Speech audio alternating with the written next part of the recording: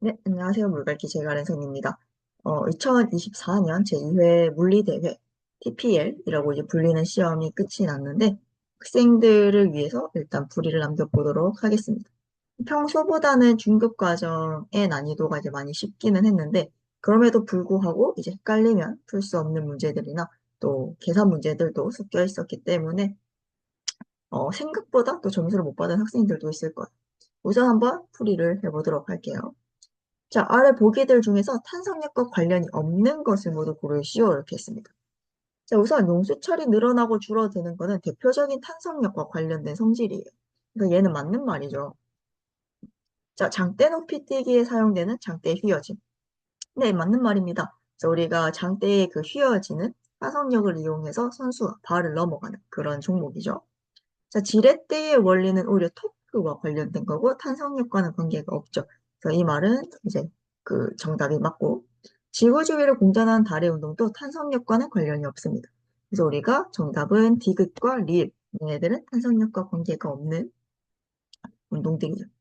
자, 2번 마찰력의 방향으로 잘못 기술됩니다. 우리가 마찰력의 방향이라고 하면 운동 방향과 반대입니다. 반대. 그래서 운동하는 것과 반대 방향으로 이제 마찰력이 작용하면 맞는 말인데 얘는 같은 방향으로 작용한 거 있잖아요. 그래서 니은이 틀렸습니다. 여기까지는 굉장히 간단한 문제였고 자, 3번 등속 운동입니다. 등속 운동이라고 하는 거는 지금 현재는 위치 시간 그래프로 나타내져 있기 때문에 그리고 위치 시간 그래프에서는 시간분의 위치 한마디로 얘가 이제 속도인데 이거는 위치 시간 그래프에서의 기울기잖아요. 그래서 이 그래프에서 기울기가 일정하다면 등속 운동하는 거고 기울기가 바뀐다면 등속 운동이 아닌 거죠. 그러면 기억을 보면 얘는 기울기가 그냥 일정합니다. 등속 운동이 맞아요. 근데 니은은 기울기가 바뀌죠. 얘는 등속 운동이 아닙니다. 디귿도 마찬가지고요. 리을도 그냥 기울기가 일정해요. 등속 운동입니다. 그러면 기울기가 일정하지 않았던 니은과 디귿 얘네는 등속 운동이 아니었던 거예요. 자, 4번. 아래 보기들은 사람이 물체에 힘을 가하는 경우입니다. 힘을 가했는데 일을 하지 않은 경우도 있고 일이 0이 아닌 경우도 있대. 한마디로 뭐 움직이는 거, 차지라는 거겠죠. 움직이는 거. 그런데 기억은 지금 합력이 0이에요. 반대 방향에서 1뉴턴, 1뉴턴. 합력이 0이 되죠. 그리고 니은 같은 경우도 2뉴턴으로 밀었으나 벽이 막고 있으면 움직이질 않아요. 왜냐하면 우리가 일은 힘을 줘서 이동을 해야 되는데 이 이동 거리가 없거나 이 합력이 0이면 일을 하지 않는 거니까요. 그래서 이거 둘 다 0이 맞습니다. 자, 얘도 3뉴턴으로 바닥으로 누르면 이 이동 거리가 없죠? 그래서 얘도 일을 하지 않습니다. 리얼도 마찬가지. 여기가 바닥이고 여기가 벽인데 이렇게 눌러버리면 움직이지 않겠죠? 얘도 일을 하지 못합니다. 자, 근데 미음 같은 경우에는 우리가 이제 합력, 벡터로 이제 합력을 표시해 보면 요렇게 돼서 이쪽으로 움직이겠죠? 그렇죠? 얘는 미끄러집니다. 어디로 미끄러지냐면 이렇게 미끄러집니다. 따라서 지금 미음은 이제 합력이 그 미음은 이동 거리가 있는 거죠. 합력이 0이 아니고요. 그래서 0이 아닌 거는 미음 5번이에요.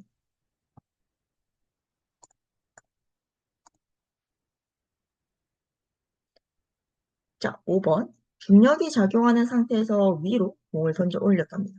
여기까지 올라가는데 10초가 걸렸대요. 자, 그러면 속도 시간 그래프를 한번 확인을 해볼까요? 자, 처음에 내가 초기 속도가 있었으니까 올라가겠죠. 그러면 위로 올라갈수록 중력과 속도 때문에 속도가 점점 줄어들 거고 0이 될 거예요. 그 지점이 B 지점이죠. 그리고 B 지점에서 다시 떨어질 겁니다. 중력과 속도를 받아서. 그래서 여기까지 내려오면 다시 A 지점인 거죠. 딱 정확히 대칭이니까 여기서 여기까지 10초 걸렸다면 여기까지도 10초 걸릴 겁니다. 그래서 B 높이에서 다시 A 높이까지 떨어지는데 걸린 시간은 똑같이 10초 이렇게 이제 걸리게 되겠죠. 자, 6번은 완전 탄성 충돌이고 운동량 보존 법칙을 활용해야 되겠네요. 그러면 이 녀석과 이 녀석이 똑같이 1kg짜리가 1m/s, 1kg짜리가 1m/s 옵니다. 운동량 보존돼야 되죠? 이거 운동량 합치면 0입니다. 그쵸? 플러스 방향, 마이너스 방향이니까요. 얘네들은 일단 운동량이 0이 아니고요. 얘는 맞죠? 그래서 미음입니다. 간단한 문제였고요.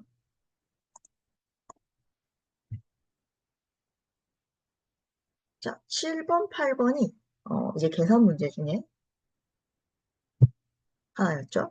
자, 일단 7번은 우리 포물선 운동에 대한 거를 이해하고 있으면 풀 수 있는 문제인데 우선 70m 떨어진 관역이래. 그러면 여기에서부터 여기까지는 70m예요. 우리가 물리에서는 단위를 통일하는 게 중요하거든요. 그래서 130cm라고 하는 거는 1.3m입니다. 그리고 375cm라는 거는 3.75죠. 그쵸? 그러면 관역은 여기 1.3m 높이에 있었고 여기에서 최고점의 높이를 지나 다시 여기까지 이제 떨어지는 거예요. 그러면 요 높이 자체는 이만큼 전체가 3.75였기 때문에 여기는 2.45라고 우리가 이제 생각하면 될 겁니다. 미터로 따졌을 때요. 자, 그러면 우리가 초기 속력 V가 여기 있었을 거고 2차원이기 때문에 우리가 위로 올라가는 연직 방향의 운동은 사인 세타로 나타내어질 거고 우리가 수평으로 가는 건 코사인 세타로 나타내야 돼요. 색깔을 좀 바꿔서 그래서 여기 위로의 운동은 V 사인 세타로 표현이 될 거고 여기 옆으로의 운동은 V 코사인 세타로 표현이 될 겁니다. 자, 그러면 우리가 이제 수식을 한번 그래프로 표현을 해보면 얘가 2.45 올라갈 때는 초기 속도가 있었어요. V 사인 세타라는. 근데 올라가면서 최고점에서는 0이 되겠죠? 왜냐면 중력가 속도가 10이 있으니까. 그러면 시간은 얼마 걸리냐? 10분의 V 사인 세타 이렇게 걸릴 겁니다. 기울기가 10이어야 되잖아요? 그렇죠? VT 그래프에서의 가속도는. 그때 이 넓이가 이동 거리인데 그 이동 거리는 2.45예요. 그쵸? 그러면 우리가 넓이 구하는 식으로 이제 적어보자면 20분의 V제곱 사인 제곱 세타 얘가 2.45입니다.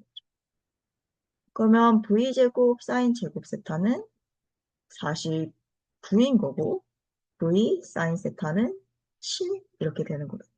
그렇죠? 일단 하나가 나왔습니다. 그리고 코사인 세타도 한번 가볼게요. 자, 코사인 세타 요쪽으로 이동하는 거는 이만큼은 35m예요.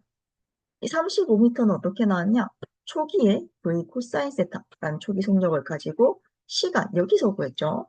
시간이 10분의 V 사인 세타만큼 이동하게 되면 얘가 35라고 합니다.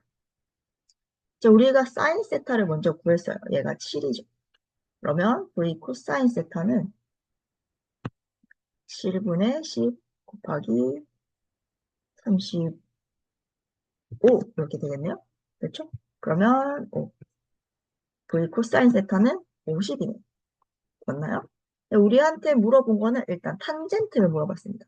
탄젠트 세타라고 하는 거는 V 코사인 세타분의 V 사인 세타로 하면 되잖아요. 사인 세타가 지금 7이었고요. V 코사인 세타가 50이었으니까 얘는 100분의 14 한마디로 0.14겠네요. 그러면 1번, 3번, 5번은 틀렸고 1번, 4번, 5번은 그리고 이 둘 중에 하나예요. 그래서 V를 이제 제대로 구해보면 되겠네요. 그래서 이제 V를 구하기 위해서 무엇을 활용하든지 이제 상관이 없지만 어, 뭐 사인 이런 걸 한번 활용해 봅시다. 자, 우선 탄젠트 세타가 나왔어요. 50이고 7이었죠. 그쵸? 그러면 여기 빗면에 해당하는 게 2, 4, 9 제곱 피타고라스 정리를 해서 루트 뭐 이렇게 씌워질 겁니다. 맞나요? 이렇게 씌워지겠죠? 자, 그리고 우리가 사인 세타, 그러면은 사인 세타라고 하는 것을 2, 5, 4, 9분의 7 이렇게 되겠죠? 그러면 여기다가 이제 집어넣게 되면 V는 V 사인 세타 49 분의 7 얘가 7 이렇게 나오는 거네요. 그쵸? 그러면은 V는 루트 2549 이렇게 될 겁니다. 근데 얘의 단위는 미터 퍼 세컨드. 우리가 킬로미터 퍼 아워로 얘를 이제 고쳐야 되는 거죠. 그러면 킬로미터 퍼 아워로 얘를 고치면 미터는 없어져야 되고 1km는 1000. 그리고 세컨드는 아워, 아워로 고쳐야 되니까 1아워는 360. 그쵸? 그러면 얘랑 얘랑 이렇게 날아가게 되네요. 그러면은 이 녀석이 대략 이제 50이라고 치면 우리가 50 곱하기 5분의 18. 뭐 대략 180 몇 이렇게 이제 나와야 되는 게 맞으니까 2번 이렇게 정답이 되고 됐죠? 자, 8번. 지구에서 용수철의 질량이 1kg인 추를 매달았다고 합니다. 그러면 이 녀석의 무게는 일단 10N입니다. 그쵸? 그랬더니 이제 용수철이 20cm 늘어났다. 그래서 우리가 10N짜리 달면 20cm 늘어나는 거고요.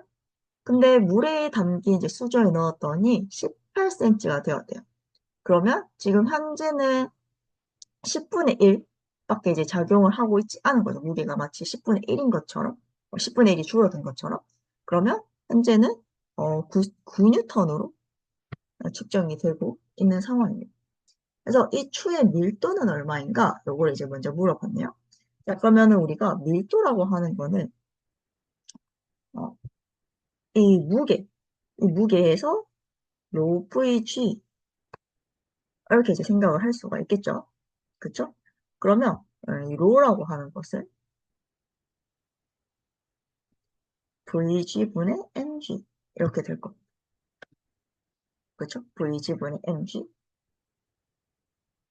그러면 여기에서 이 V를 어떻게 구할 거냐? 얘는 일단 G를 앞으로 빼고 물의 밀도, 물에 담궜으니까요. 그리고 측정됐던 무게의 차이가 1N입니다. 이렇게 이제 풀면 되는데 그러면 여기서의 G와 여기서의 G는 사라질 거고요. mg는 12였죠. 처음에 이제 10N. 그리고 위에는 1 남아있고 물의 밀도가 1 그램 퍼 센치 세제곱센치라고 했는데 우리가 지금 단위가 킬로그램이기 때문에 얘는 그냥 1000이가 돼요. 그러면 얘는 10,000 킬로그램 미터 퍼 미터 세제곱 이렇게 해서 되겠죠?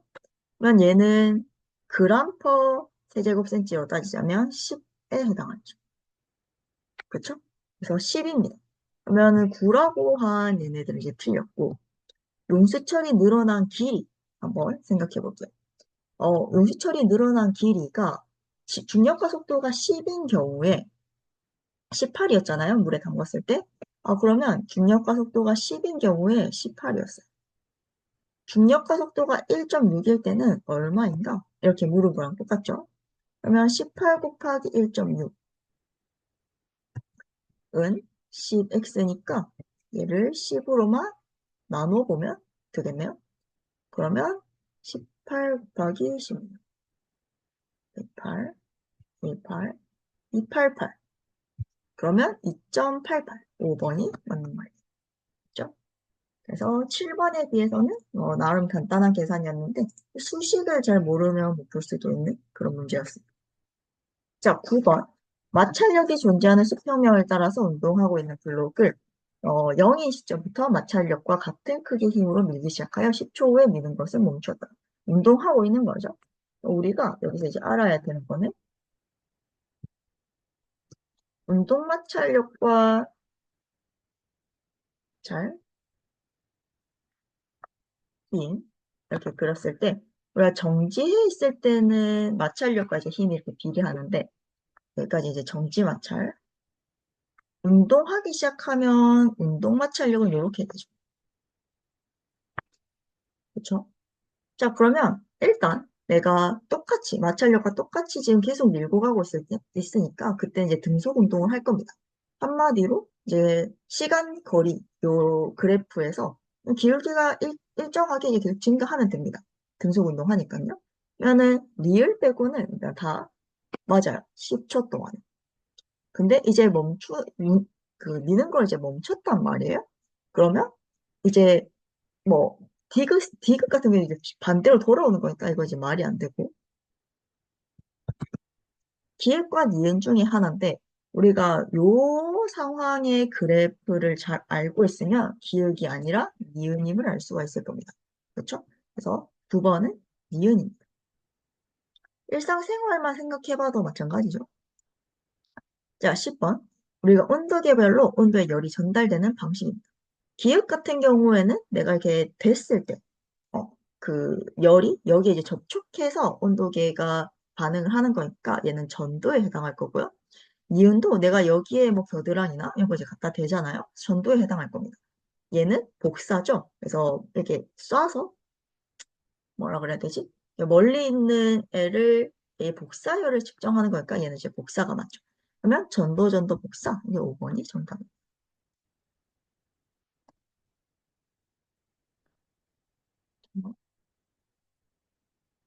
어, 자, 11번. 연력학과 관련된 문제인데, 스파게티 면을 삶을 때, 면 100g당 비교적 많은 양의 물 1리터에 소금을 넣을 것을 권장하고 있다. 올바른 설명. 자, 끓는 물에 면을 넣으면 순간적으로 물의 온도가 살짝 내려간다. 우리가 열역학 제0법칙에 의해서 끓는 물과 면은 온도 차이가 있어요. 면이 더 차갑잖아요? 그럼 살짝 내려가겠죠. 이 말은 맞는 말이에요. 자, 물을 비교적 많이 사용함으로써 끓는 물에 면을 넣을 때 비교적 온도 변화 없이 일정한 물에서 면을 씁니다. 이것도 맞는 말이죠. 자, 파스타면을 넣었을 때 물이 식는 정도를 무시할 수 있다면 같은 온도에서 끓고 있는 물을 1리터 사용할 때보다 2리터 사용할 때 더 짧은 시간 안에 면을 삶을 수 있다. 자, 온도가 중요한 거지 양이 중요한 건 아니니까요. 그래서 이것도 틀렸고 물이 충분히 많다면 열 에너지 역시 많아 따뜻한 물로도 면을 잘 삶을 수 있다. 이것도 아니죠. 온도 자체가 높아야 되는 거죠. 자, 소금물에서도 물이 끓는 점은 100도씨다. 아니죠. 소금물에서의 끓는 점은 올라가겠죠. 그래서 얘도 틀렸고, 기획과 니은만 맞겠네요. 자, 옆에, 온도계인데, 그림과 같은 온도계는 유리병으로 감싼. 그래서 여기에 우리가 접촉해서 열 팽창을 이용해서 이 모세관이 올라가는, 그런 거를 이제 활용한 겁니다. 이렇게 내려봅시다. 자, 온도계의 반응 속도를 높이려면 부부의 부피와 그 안에 담기는 액체의 부피가 큰 것이 유리하다. 상관이 없어요. 그래서 반응 속도를 높이려면 그, 뭐라 그래야 되지? 열에 잘 반응하는 물질이 중요한 거지 부피랑은 관계가 없을 겁니다. 그래서 기억은 틀렸고, 온도계의 감도를 높이려면 구부의 부피가 큰 것이 유리하다. 이거는 맞겠죠? 그러면 이제 모세관이 빨리 높아질 거니까. 그래서 얘는 맞고, 온도계의 감도를 높이려면 사용한 액체의 열팽차 개수가 클수록 유리하다. 그쵸? 이것도 맞습니다. 더 예민한 거니까요. 자, 모세관의 반경은 온도계의 감도에 영향을 주지 않는다. 모세관의 반경이 작을수록 빨리빨리 변하니까 감도가 큰 거죠. 그래서 얘는 틀렸고요. 기체도 열팽창함으로 같은 설계의 온도계에 액체 대신 기체를 사용하여 온도계를 제작하는 것도 가능하다. 이거 안 됩니다. 그죠? 안 되겠죠, 당연히.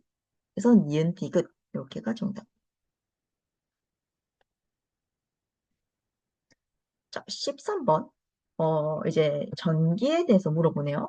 자, 그림과 같이 저항값이 R, ER, 그리고 X인 저항과, 그리고 이제 전압이 V인 L을 사용했다고 합니다. 자, 우리가 전화량 보존 법칙을 활용하면 되겠죠. 얘는 이제 직류니까. 근데 이때 여기 ER에 걸리는 전압이 6분의 V열. 그러면 이때 지금 이제 I는 오의 법칙을 사용하게 되면 I는 R분의 V니까 2R분의 6분의 V 이런 식으로 되겠죠? 그러면 I가 12R분의 V입니다. 그쵸? I가 12R분의 V. 오케이. 그러면은 우리가 이제 총 전하량이 이만큼이군. 그러면 V라는 거는 똑같으니 직류니까 이 저항들의 합이 그냥 전체 저항이 될 건데 R 더하기 2R 더하기 X 이렇게 돼야 되겠죠? 그러면 R, 2R 다 있으니까 X는 9R이면 되겠죠. 따라서 9R. 자, 14번. 우리가 저항값이 R인 저항 4개를 전압이 일정한 전원장치에 연결했다고 합니다. 스위치를 B에 연결하게 되면 소비 전력이 P래. 자, B에 연결했을 때는 이렇게 쭉 따라가 보면 여기에서 일단 우리가 이제 병렬로 나뉘어지고 요렇게 쭉은 직렬이. 그러면 펼쳐보면 요렇게 세 개는 직렬 연결. 요렇게 하나만 병렬로 내려가 있는 이런 상황이죠. R, R, R, R. 그러면 이제 전체 저항값을 계산해보면 여기는 이제 3R이고 여긴 R이고 이것들이 병렬이니까 우리가 3R분의 1 더하기 R분의 1이 전체 이렇게 될 겁니다. 그러면 통분을 하게 되면 3R분의 4가 전체 저항 이렇게 되겠죠. 그러면 전체 저항은 4분의 3R 이렇게 될 겁니다. 자, 이 전력이라고 하는 P는 V 곱하기 I니까 여기서 전원은 일정하고 그냥 V고요. I라고 하는 거는 R분의 V 이렇게 이제 나오는 거죠. 그러면은 R은 지금 4분의 3R이고 V는 V입니다. 그러면 3R분의 4V라서 여기는 3R분의 4V. 따라서 3R분의 4V 제곱에 해당하는 게 한마디로 P예요. 일단 표시를 해놓을게요. 얘가 P입니다. P. 자, 그리고 B에 연결했을 때를 한번 풀어볼게요. B에 연결.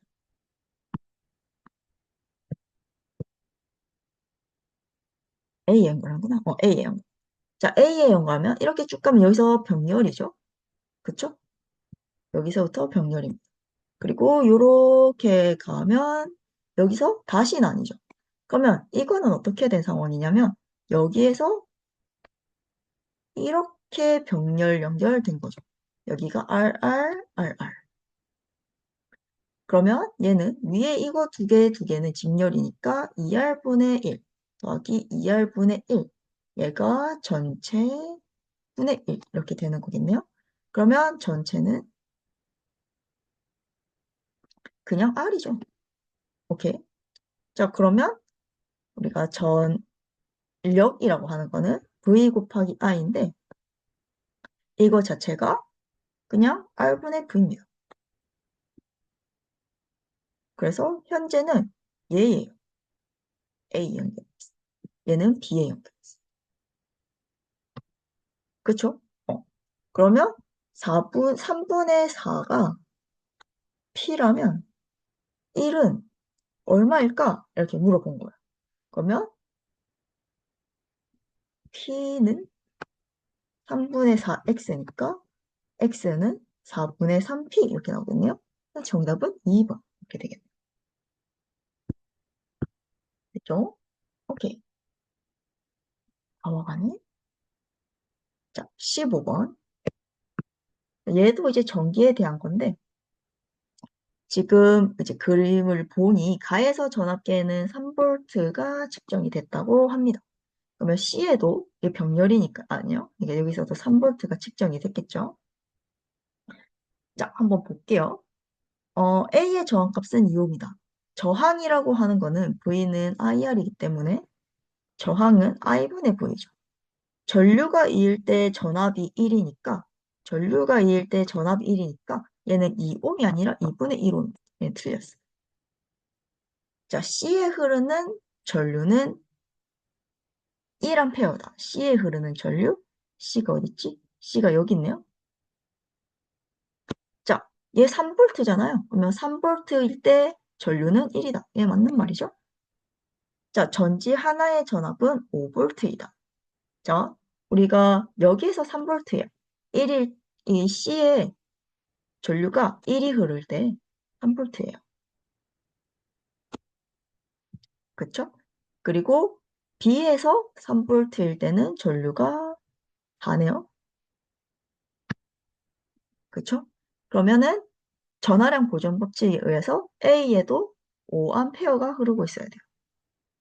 여기 암페어. 자, A에서 5A가 흐르려면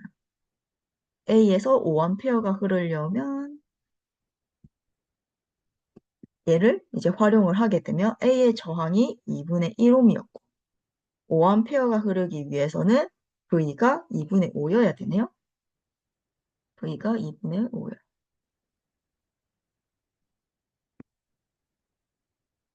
그쵸?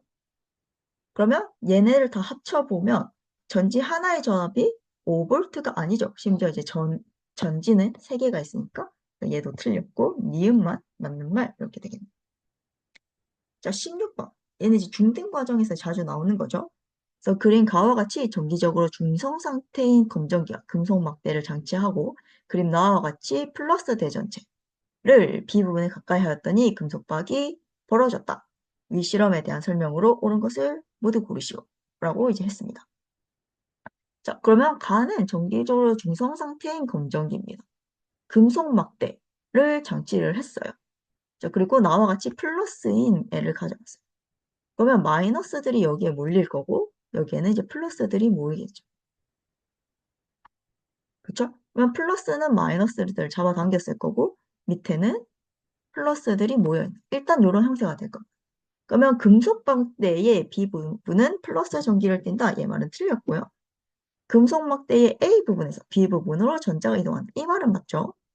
자, 금속박이 벌어진 것은 금속박에 있던 전자가 금속구로 이동했기 때문에 지금 마이너스가 이동을 했으니까요. 금속구로 얘도 맞는 말이에요. 따라서 니은 T 끝 이게 정답일 겁니다. 됐죠? 마지막 페이지.